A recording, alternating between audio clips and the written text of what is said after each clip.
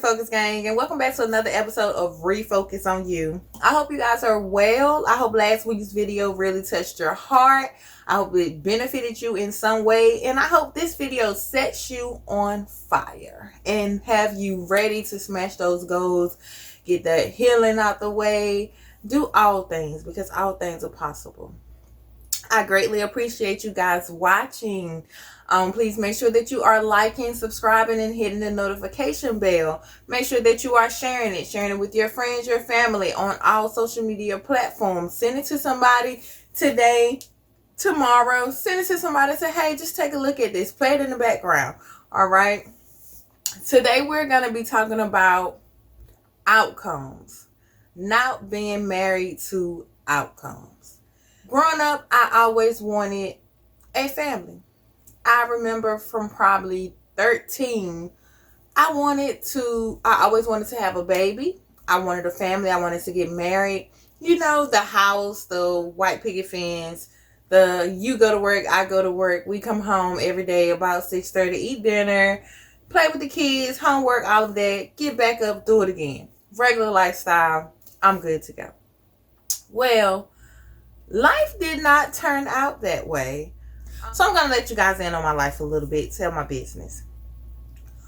One of what I felt like at first was one of my biggest mistakes was having a child and becoming a single mother.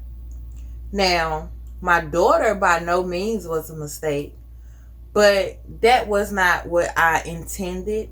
That has never been what I wanted.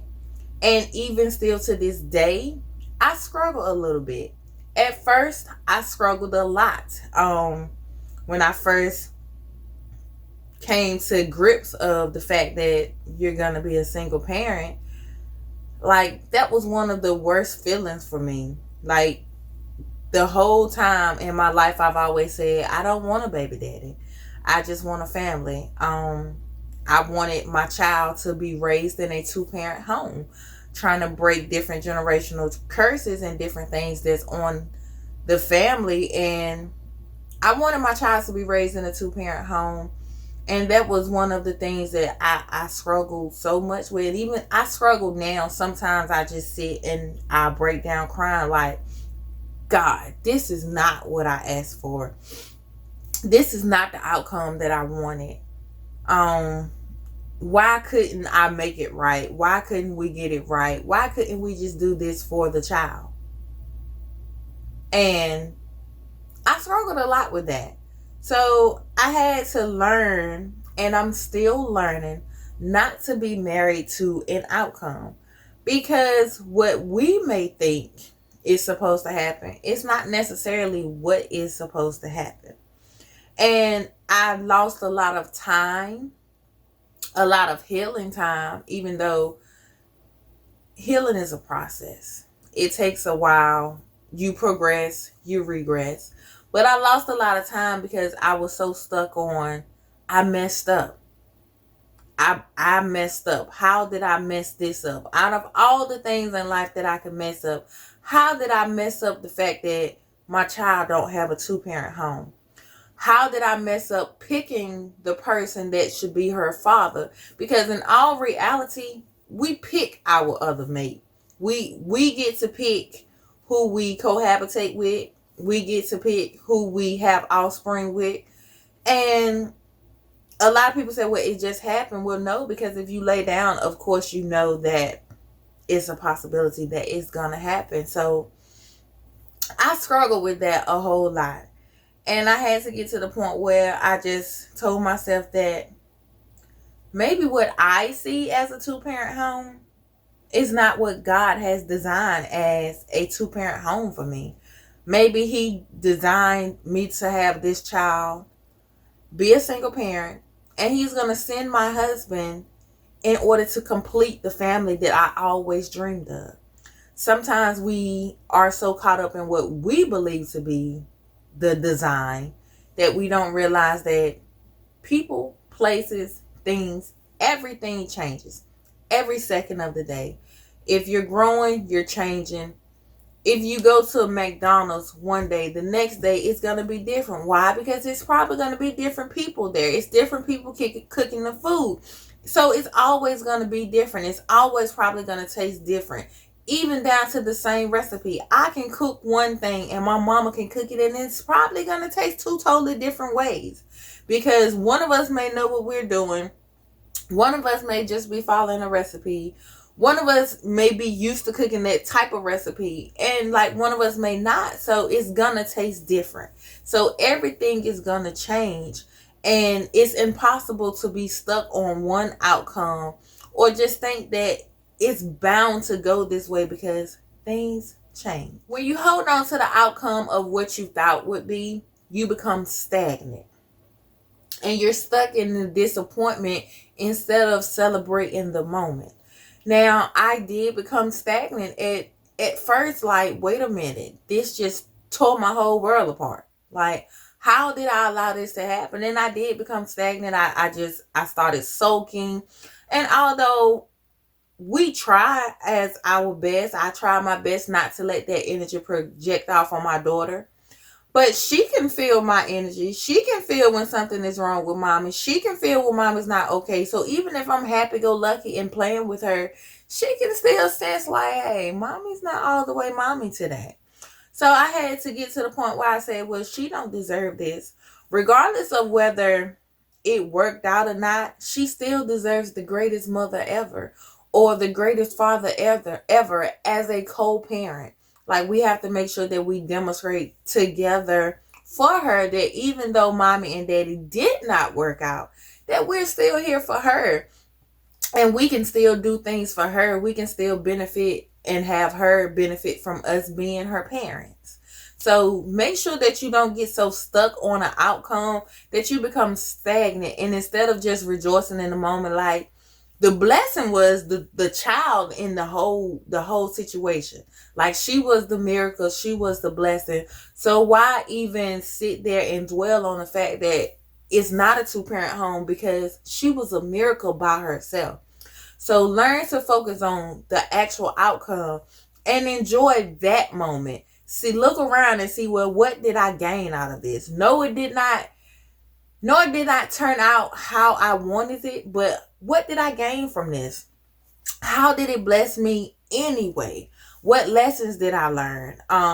One of the lessons that I learned is, if you really, because when you're in your 20s, you think like, I have forever to live and I can just play around with this one, and we can go here, we can do this. This is this person. This is my laundry man. This is my out to eat man. This is my conversation man. This is the person I chill with. Like, and not at the same time, but we pick different people just to feel our way through. But in all reality, you have to learn that if you don't see a future with the person, or you don't really think that, because when you meet a person, you have to make sure that this is what you can deal with, because nobody is gonna change. Like, if you don't change from today until eternity, can I deal with you? So we have to make sure that we are giving our energy and our time to people that we can possibly see ourselves spending the rest of our life with. And I know sometimes you think, well, yeah, I can spend the rest of my life with this person. Then eventually it's like, well, no, I can't. And those are lessons that you learn. Like, maybe I don't like this, or maybe this is just too much for me. So don't be so married to the outcome that you can't accept the change, or that you can't notice the blessing of the outcome that you received instead. We have to make sure that we're focused on the journey to where we're trying to get to, and not so much as the outcome. Because when you focus on the outcome, like if I say, right now I'm trying to build a business. So if I say, okay, the only outcome I'm expecting is 6-figure income every month, with a business office in California, working about 200-300 people. If I focus on that one outcome instead of this journey of building followers, building viewers, seeing what I can learn as I go into the journey, I'm bound to be disappointed. Because what if it's not a 6-figure? What if it's just 5 figures a month? Or what if it's not an office in California? What if it's an office in Texas? And then I would be so disappointed that I didn't get what I want instead of focusing on the miracle that I birthed still. A black business owner, a black female business owner making 5 figures a month is a dream for somebody. So I have to make sure that I accept the journey and I be okay with the progress and the outcome of it, because sometimes the outcome that we want is not the outcome that we need. I may start making 6 figures and something bad happens, and then it's like, oh, I wish God had kept me at 5. Like it's different things. We have to know that sometimes the different outcome is to save us. The different outcome is to bless us. The different outcome is to keep us humble. It's you receive a different outcome for many reasons, but you have to make sure that you accept that outcome, you enjoy that outcome. What did I learn from this outcome? Sometimes we are crying over outcomes or circumstances that we created ourselves. It's like if you go into a business and you're real rude or you're real nasty, and they decide, well, ma'am, today we don't want to serve you. Your attitude is coming off a little strong. You're making the workers uncomfortable, so we're just going to ask you to leave. Then you get mad. Oh, you not want to serve me, blah, blah, blah. But you created that atmosphere because you went in there with the attitude, or you went in there the wrong way. And that happens in life too. Sometimes we cry over circumstances we created. Back to being a single parent, actions leading up to before I even got pregnant, I knew better, but I didn't do better. So I created my own circumstances. We have to make sure that our actions are lining up with the outcome that we want to manifest. Because yes, you can manifest your life, but if I say I want to build a 6-figure company and every day I lay in the bed and scroll social media, guess how many companies I'm going to build? Nothing. Because my actions are not showing that I want to build a company. Nobody's going to knock on my door and say, hey, I built this company. Here you go, sis. No, I have to work. I have to make sure that my energy is aligned with what I'm trying to do. I have to make sure that my work ethic is aligned with what I'm trying to do. You have to make sure that you are aligning yourself in the path of the manifestation that you're trying to get to.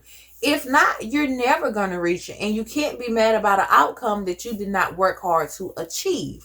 So make sure that your actions are as well lining up with what you're trying to do. If you want a marriage, don't entertain people that you don't see yourself being married to. If you want a company, don't entertain actions that are not lining up to build this company. If you want to build a home, you have to save money, which means you have to make sure that you're reading financial stuff, that you're studying how to save money, how to build properties. What's the best place to build property? How to make sure that you don't end up in foreclosure. Like, you have to make sure that your actions are lining up with whatever outcome you are trying to achieve. You will never get there. And you can never be mad at anybody but yourself for not achieving what you want to achieve if your actions are not lined up with it. So it's like, I've been working on healing. Of course, I have my days where I am thrown off a little bit. But if every day I wake up and do the same thing, I don't focus on no healing books or learning how to heal, I'm not trying to read new information, I'm never going to heal. Because it's hard to do something that you don't know how to do. One, we talked about how hard it is to create a different habit. So you have to make sure that you are lining yourself up for the outcome that you're trying to achieve. So I took the time to write down a couple of ways that you cannot be married to the outcome. Or if you find yourself sitting and soaking about how something turned out. I know some people have that it is what it is mentality, and whatever happened, it happened. But some of us don't. And some of us, we get caught up in what shoulda, coulda, or woulda happened instead of just basking in the glory of what we received and figuring out, what is this supposed to teach me and how do I move forward next? So One way is take a moment to sit and acknowledge your outcome. What happened? What did I want to happen? What was the outcome of it? Why do I think this happened? And just sit and acknowledge that, like, no, this did not go the way I wanted to, but this is how it went. What did I learn? Acknowledge the difference and allow yourself to feel whatever emotion you feel. Now, I'm not saying don't be upset. You should feel your emotions all the way through, but don't stay there. I'm not saying don't be sad. Be sad, sis. Get mad. Get it out. Cry it out. Put it all on the table. Put it all in your journal. Write it all out. Talk to your confidant. Get it out, but don't sit there. You can't stay there. You have to feel that emotion, do what you got to do to get over it, and start to move forward. Learn to enjoy the outcome you receive. Like being a single parent. I had to learn that sometimes a family is a mama and their child. Or sometimes it's just meant. Sometimes a mother and a father together will take more toll on a child than just the child being with mommy or the child being with daddy or the co-parenting relationship following through. Like sometimes it's in the best interest of a child. I was listening to Sarah Jakes Roberts podcast, and one of the commenters, she talked about single parents one day, and one of the commenters said that when her mother and father split, that their family excelled like a rocket. And she said she never understood why, but she was so happy they split because the family just took off.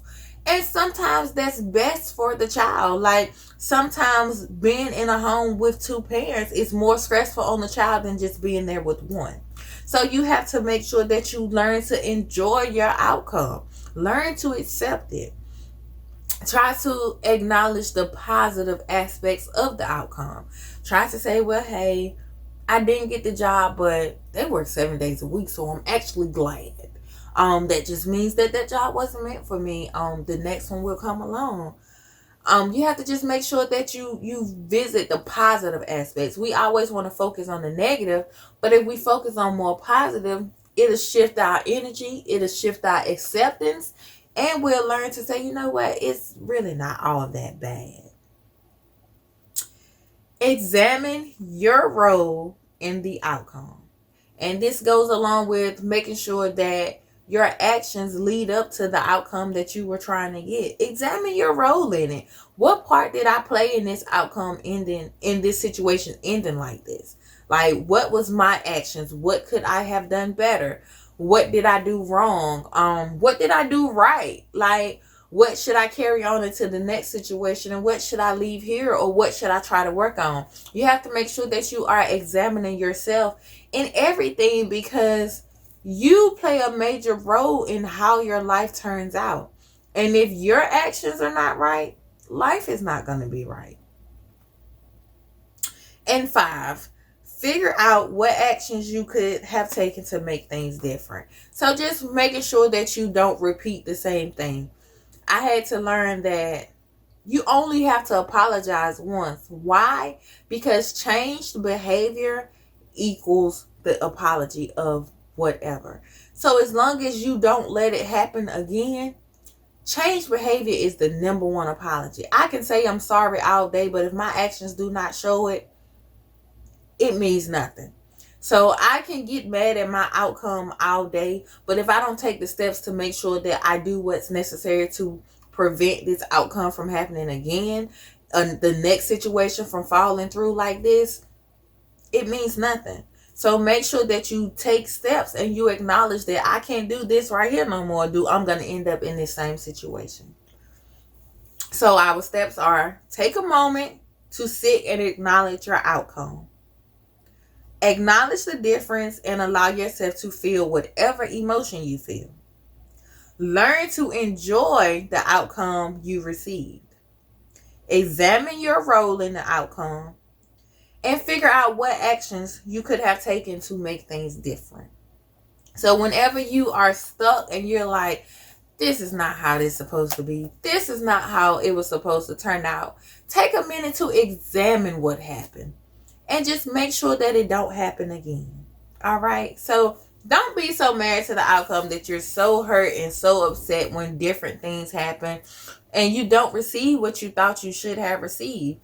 Bask in that glory. Maybe it's saving you from something.